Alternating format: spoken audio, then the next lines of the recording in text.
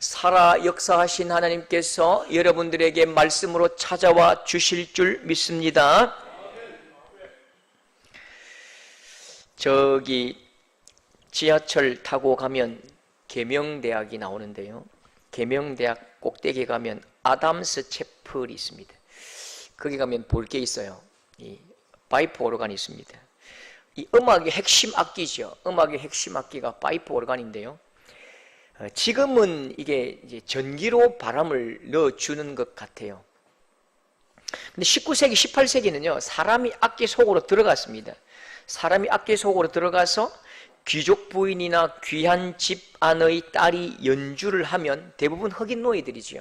흑인 노예들이 그 바람 통로 속에 들어가서 1시간 이상 바람을 넣었다가 뺐다가 넣었다가 뺐다가 이렇게 바람을 넣어주거든요. 그렇게 땀을 흘리면서 굉장히 힘들게 바람을 넣어줍니다. 어느 날 장관을 초청한 최대의 콩쿠르이 열렸습니다. 각각 연주자들이 자기의 바람 넣는 노예들을 데리고 와서 바람을 넣기를 부탁하는데, 자기가 초청해 온 이 노예가 갑자기 그냥 쓰러져 버린 거예요. 절대로 노예를 빌려주지 않습니다. 왜냐하면 그 힘든 일이기 때문에요. 그러니까 연주자가요, 딱 섰는데 바람 넣는 그분이, 그 노예가 쓰러져 버리니까 이게 연주자가 하얗게 질려버린 거예요. 어떻게 할 줄을 모르는 거죠. 근데 그 앞에 있던 이 장관이 벌떡 일어나더니 자기 그 턱시도 있잖아요, 턱시도 옷을 막 벗고요, 그 속으로 그 속으로 막 들어가는 거죠. 그러니까 옆에 있던 그 지방의 대단한 유지들이 막 불러 세웁니다. 영어로 미니스터, 장관님 왜 이러십니까? 장관님 왜 이러십니까? 그러니까 그 장관이 독고개를 탁 돌리더니요, I'm not minister, I'm father. 이 무슨 말이냐면, 나는 장관이 아니야, 나는 아빠야, 아빠. 알고 보니까요, 사실 아무도 몰랐는데요, 연주하는 이 연주자의 아버지가 그 장관이에요. 아무도 몰랐는데 그 결정적인 순간에 이 바람 넣어주는 그 흑인 노예가 쓰러지는 순간에 누구도 이 상황을 조율할 수 없고 해결할 수 없으니까요, 이 아빠가 들어가서 막 1시간 동안 땀을 흘리면서 바람을 넣었다 뺐다는 것입니다. 그게 힘차게 외치는 거죠. 나를 장관이라 부르지 말라. 나는 이 시간만큼은 이 아이 앞에서는 나는 아빠지 장관이 아니야. 여러분, 내가 결정한 나의 이름이 있습니다. 내가 선언한 나의 이름이 있어요. 그 나의 이름이 나의 행동을 결정합니다. 내 책임과 내 의무를 무엇이 결정한다고요? 그 나의 이름이 결정한다니까요. 나는 장관이야. 그러면 앉아서 구경해야죠. 그런데 나는 아버지야. 나는 연주하는 그 아이의 아버지이기 때문에 딸을 위해서, 딸이 저렇게 새파랗게 질렸는데 딸을 위해서 그깟 턱시도 넥타이 그거 던질 수 있지요. 명예도 던지고 옷도 던져버리고 그냥 힘껏 내가 바람을 넣을 수 있는 것입니다. 왜라고요? 나는 아버지이기 때문에 그렇습니다. 내가 결정한 그 이름이 나의 행동을 결정한다고요. 그리고 더 중요한 건요, 나의 행동이 내 이름의 진위를 결정합니다. 이게 무슨 말이냐면요, 내 이름이 맞나? 네 행동을 보면 안다고요. 내 행동이 나의 이름의 진가를 결정하고 그게 진실인지 아닌지를 판단한다고요. 만약에 가만히 앉아서 구경만 했다면 그 사람은 아버지가 아니에요. 명예를 던지고 시커멓게 얼굴에 검정칠 하면서 흠뻑 젖은 그 땀과 속옷을 보면요, 말하지 않아도 돼요. 내가 그의 아버지라고 말하지 않아도 돼요. 말할 필요도 없습니다. 행동이 그 이름을 확정하는 것입니다. 그의 행동이 그 이름이 진실이라는 것을 보증하고 증명하는 것입니다. 예수님께서 오병이어의 기적을 일으키실 때에 빵과 막 물고기를 나누어 줍니다. 나눠줄 때에 사람들이 막 물었을 것입니다. 저분은 예수님인데 당신 누굽니까? 저분은 예수님인데 당신 누구예요? 내가 누구기는 예수님의 제자요, 제자. 귀신을 쫓아내실 때에 엄청난 많은 군중들 앞에서 귀신이 떠나가고 병이 나음을 받을 때에, 죽은 자가 살아날 때에 그 병든 자를 잡아주는 사람들이 있었겠지요. 제자들이겠지요. 당신은 누굽니까? 이분은 예수님인데 당신은 누굽니까? 나요. 나 예수님의 제자요, 제자. 예루살렘에 들어오실 때에 많은 사람들이 호산나 손을 들고 막 찬송하고 송축하지요. 길을 열어줍니다. 사람들이 당신 누군데 이렇게 길을 엽니까? 나 제자요, 제자. 그런데요, 3년 세월 동안 그렇게 말씀도 받아먹고 음식도 같이 먹고 사랑을 먹었던 그 자칭 제자라고 불렀던 그 사람들이 어떻게 했지요? 마태복음 26장 56절에 보면요, 이에 제자들이 다 예수를 버리고 도망하니라. 나 제자예요. 나 제자예요. 나 예수님 제자이기 때문에 예수님께서 예루살렘에서 왕이 되실 때에 나는 총리할 거예요. 난 장관할 거예요. 그렇게 말하는 제자들이 전부 다 도망을 가버립니다. 성령이 오셔서 그들의 마음을 새롭게 하기 이전까지 여러분, 이 사람들은 사실 제자가 아니에요.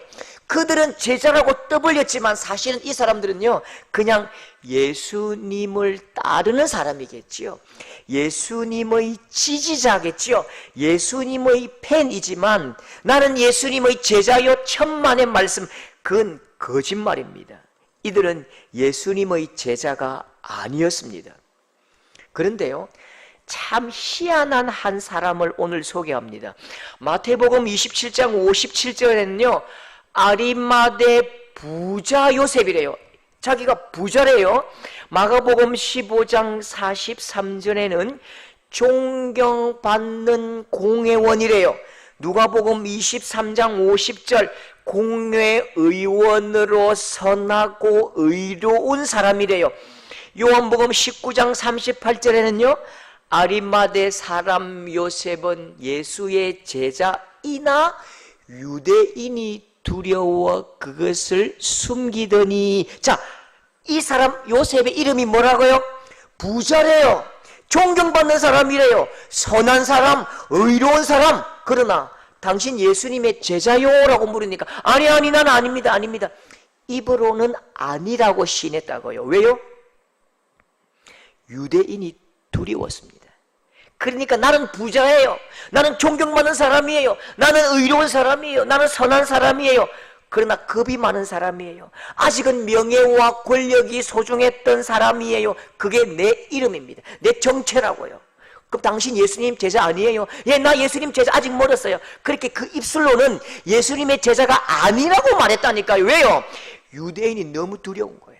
자기와 같이 공회원으로 그렇게 활동하던 그 사람들이 너무너무 두려운 거예요. 그런데 이 사람이 정말 이상한 행동을 합니다. 요한복음 19장 38절에 이 일 후에, 이 일이 뭐지요? 예수님께서 십자가를 지시고 소천하신 후에 빌라도에게 예수의 시체를 가져가기를 구하매. 여러분 보십시오. 예수님께서 십자가에 달려 돌아가시기 전에도 이 유대인이 무서워서 난 예수님의 제자가 아니에요 라고 말하고 숨었다면, 예수님께서 십자가에 달려 돌아가신 이 일 후에는 더 숨어야지요. 더 꽁꽁 숨어야지요. 더 확실하게 부정해야죠. 나는 진짜 예수님의 제자가 확실히 분명히 아니라고 말해야지요. 그런데 이 사람의 마음이 갑자기 큰 변화가 일어납니다. 십자가에 달려 돌아가신 그 예수님을 보면서 이 일 후에 다시 내 이름을 확정합니다. 지금까지 가져왔던 이 이름표를 떼내버리고 의로운 사람, 착한 사람, 부자 전부 다 떼어버리고 발로 밟아버리고요. 마태복음 27장 57절에 요셉이라 하는 사람이 왔으니 그도 예수의 제자라. 이제는 내가 예수님의 제자로 살겠다. 예수님의 제자라는 그 이름표를 딱 붙입니다.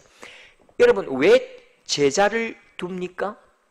시간과 공간의 한계 때문이지요. 여러분, 제자라는 말은요 바로 그 사람, 복제품이라는 뜻입니다. 생각과 모양과 모든 것이 동일하고 내 생각과 사상을 다음 세대까지 전해줄 수 있는 사람, 나의 복제품이라는 뜻입니다. 그래서 여러분, 예수 신앙의 핵심이 뭘까요? 주일 예배 참석하고 봉사하고 헌금하고, 그건 신앙생활입니다. 주일 예배 참석하고 봉사하고 헌금하고 사랑망하고, 이건 신앙생활이라니까요. 그러면 우리가 믿는 이 예수 신앙의 핵심이 뭘까요? 로마서 8장 29절, 로마서 8장 29절 다 같이 시작. 그 아들의 형상을 본받게 하기 위하여 미리 정하셨으니, 뭐라고요? 그의 형상을 본받는 것입니다. 예수님을 닮아가는 것이죠. 그래서 바울이 말하지요. 그리스도의 장성한 분량까지 닮아가라. 그리스도의 장성한 분량까지 자라가라. 여러분, 누구나 팬 될 수 있어요. 누구나 지지자 될 수 있어요. 그런데요, 제자 되는 것이요, 그건 굉장히 무거운 것입니다. 그 이름값 굉장히 힘든 것입니다. 이름값이 얼마나 무거운지 아십니까? 여러분, 이 아리마대 요셉이 그저 예수님의 지지자로 살 때에는 별 일이 없었어요. 내가 공회원 활동도 하고 사람들에게 칭찬받고 의로운 사람이라 선한 사람이라 박수받고 돈도 있고 명예도 있고 좋았다니까요. 그런데 이 이름표를 떼버리고 제자라는 이름을 거는 순간 이 사람은 모든 것 다 잃어버립니다. 공회원들 앞에 배신자요, 반역자지요. 누가 예수를 죽였습니까? 자기와 함께한 자기의 형제요, 자기의 친족인 바리새인들이 예수님을 죽였고, 날마다 얼굴을 봐야 되는 그 공회원들이 예수님을 죽이고 결정하였고, 누가 예수님을 죽였지요? 로마의 반역자로 십자가에 처형되었지요. 그러면요, 그가 예수님의 시신을 거두는 순간 그는 부와 명예와 권력과 집안과 가족을 전부 다 잃어버리는 것입니다. 버림받고 미움받는, 꼭 예수님처럼 되는 것이죠. 꼭 예수님처럼 되는 그 이름을 선택하고 그 이름표를 붙이고 담대하게 나아갔다니까요. 여러분, 이게 성경은 아닌데요, 유대인의 전승에 보면 공회원 자리에서 딱 참석했을 때에 바리새인들이 책과 그 가지고 있는 모든 물건들을 이 아리마대 요셉에게 집어 던집니다. 이 배신자여, 이 반역자여, 그 옷을 벗어라 할 때에 그 벌떡 일어나 공회원들이 황금 가운을 입었대요. 나는 이 황금 가운보다 예수님의 헐벗은 그 옷을 입겠다고 황금 가운을 찢어버리고 던져버리고 나가버렸다는 그런 전성이 있습니다. 여러분 예수님의 제자입니까? 나는 예수님의 제자요. 우리의 입술로 표현할 수 없는 큰 무게감이 있습니다. 여러분, 예수님께서 그 이름이 무엇이라고 우리에게 알려주셨지요? 임마누엘이요, 메시아요, 예수요. 얼마나 그 이름값을 혹독하게 지불하셨습니까?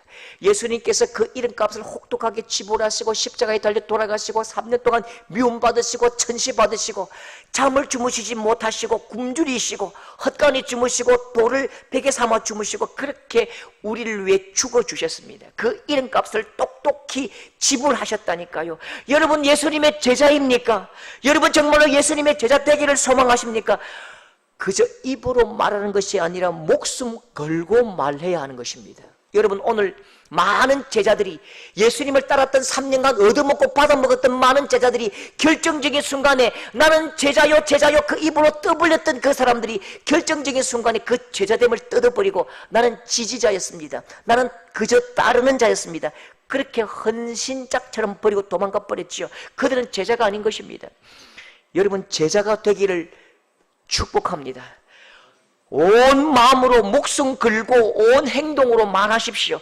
헌신하고 말해보십시오. 그래서 여러분 삶으로 확정하는 예수 그리스도의 제자, 예수님 닮은 분들 될 수 있기를 축복합니다. 여러분, 예수님께서 금요일에 십자가에 달려 돌아가시지요. 그리고 주일에 부활하셨습니다. 그러니까 우리 지금 고난주간 보내고 어떤 교회는 금요일 정사 예배가 있고 또 부활절 예배가 있고. 그런데 우리가 잘 모르는 시간이 있어요. 그게 언제지요? 62절 이날을 우리가 잘 생각하지 못해요. 62절에 보면 그 이튿날은 준비일 다음 날이라. 준비일이 뭘까요? 뭘 준비하지요? 안식일의 준비일이지요. 그러니까 준비일은 금요일입니다. 준비일 다음 날 안식일이지요. 그럼 토요일입니다. 오늘은 토요일입니다. 오늘은 토요일. 십자가에서 무덤 속으로 예수님께서 들어가셨지요. 아무도 없던 잠잠한 토요일입니까?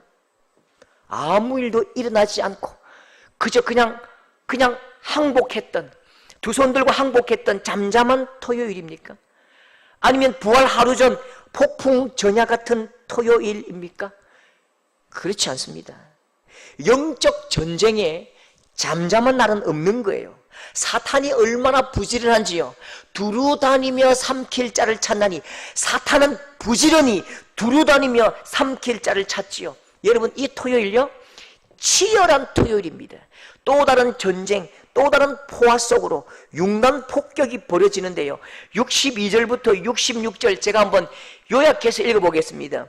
대제사장들과 바리새인들이 함께 빌라도에게 모여 내가 사흘 후에 다시 살아나리라 한 것을 우리가 기억하노니 경비병이 있으니 가서 힘대로 굳게 지키라. 경비병과 함께 가서 돌을 임봉하고 무덤을 굳게 지키니라. 여러분, 이 토요일에 온 힘을 다해서 바리새인과 대제사장들이 빌라도에게 모여가서 어떻게 한다고요? 무덤을 지켜야 됩니다. 무덤을 지켜라. 무덤 지키는 걸로 안 됩니다. 어떻게 한다고요? 임봉한다. 임봉은 우리말로 용접을 해버리는 것입니다. 사실 보십시오. 이 사람들이 죽은 자의 부활을 보았지요. 나인성 과부의 아들을 살리신 예수님을 보았다고요? 나사로가 무덤에서 살아나서 걸어 나오는 것들을 보았습니다. 보았다니까요. 요한복음 12장 10절 보십시오. 분명히 보았는데 부활을 보았다면 믿어야 하잖아요. 부활을 보았다면 믿어야 하잖아요. 그런데 요한복음 12장 10절 이 말씀 한번 보십시오. 대제사장들이 나사로까지 죽이려고 모이하니. 여러분, 불신자들 그렇게 말합니다. 예수님 한번 보여봐. 예수님 살아나신 거 보여봐. 기적과 능력과 큰 어떤 능력 보여봐. 믿을게. 천만의 말씀이에요. 죽는 자가 살아나도 이미 마음에 예수를 그리스도라고 믿지 않기로 작정한 사람은 그 천하 천지가 개벽이 일어나도 믿지 않는 것입니다. 왜요?